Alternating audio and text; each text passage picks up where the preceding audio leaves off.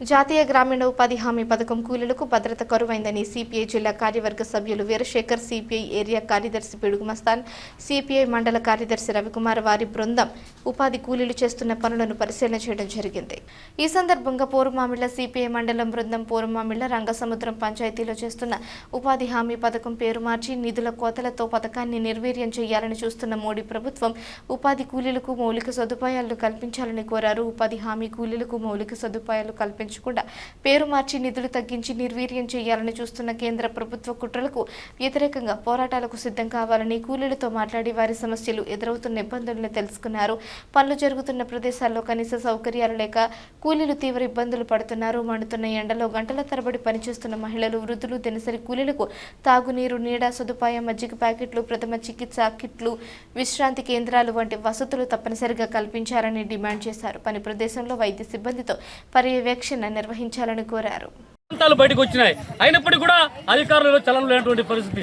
పనులు ఎక్కడ జరుగుతున్నాయి, ఏ విధంగా జరుగుతున్నాయి, ఎంత కూలీ పడుతుంది, మరి ఏ విధంగా మాస్టర్లు వేస్తా ఉన్నారు. ఈరోజు రకరకాలైన పద్ధతుల్లో ఏవైతే ఉన్నాయో వాటిని కూడా గమనించాల్సిన అవసరం ఉంది. అధికారుల పర్యవేక్షణ పూర్తిగా లోపంగా ఉంది, కొరవడింది. కాబట్టి అధికారులు కూడా ఇప్పటికైనా కూడా రెక్టిఫై అయిపోయి జరుగుతున్నటువంటి పనులపైన పరిశీలన చేయాలని చెప్పేసి పై ఉన్నత స్థాయి అధికారులు కూడా దృష్టి తీసుకోవాలని చెప్పి కోరుతా ఉన్నాం. ఈ వీరశేఖర్, జిల్లా సిపిఐ జిల్లా కార్యవర్గ సభ్యులు. ఈరోజు భారత కమ్యూనిస్ట్ పార్టీ సిపిఐ ఆధ్వర్యంలో ఉపాధి కూలీలను పర్యటించడం జరిగింది. ఈ ఉపాధి కూలీలకు సంబంధించిన ఎక్కడే కానీ వాళ్ళకి సంబంధించిన అవసరాలకు సంబంధించిన తాగునీళ్ళు కానీ, అదేవిధంగా గతంలో అప్పుడున్న మజ్జిగ ఇస్తున్నారు, అదేవిధంగా ఎండ వేడికి తట్టుకునే దానికోసం అక్కడ టెంట్లు ఏర్పాటు చేస్తూ ఉన్నారు. ఆ విధంగా అన్నీ కూడా ఏర్పాట్లు చేస్తున్నారు.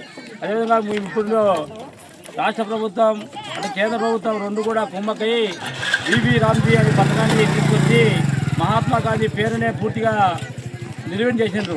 ఆనాటి భారత కమ్యూనిస్ట్ పార్టీ సిపిఐ అలాగే కాంగ్రెస్ పార్టీ రెండు కూడా అనంతపురం జిల్లా బండ్లపల్లెలో ఈ ఉపాధి పథకము హామీ పనులు ప్రారంభించి ఎంతోమంది వలసలు పోకుండా వివిధ దేశాలకు వలసలు పోవడము, ఆత్మహత్యలు చేసుకోవడము, కుటుంబాలు జీవనం సాగించడానికి కూడగడవని పరిస్థితుల్లో ఈ పథకం తీసుకొచ్చిండ్రు.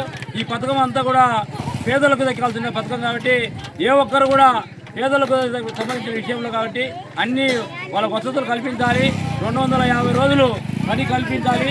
అదేవిధంగా 300 రూపాయలు కూలి పడాలని చెప్పి ఆ విధంగా అటు కేంద్రం రాష్ట్ర ప్రభుత్వాలు కూడా చర్యలు తీసుకొని ఇప్పుడు బయట ఇస్తుండగా 90% నిధులు కూడా కేంద్ర ప్రభుత్వమే భరించాలని చెప్పి భారత కమ్యూనిస్ట్ పార్టీ సిపిఐగా మేము డిమాండ్ చేస్తున్నాం.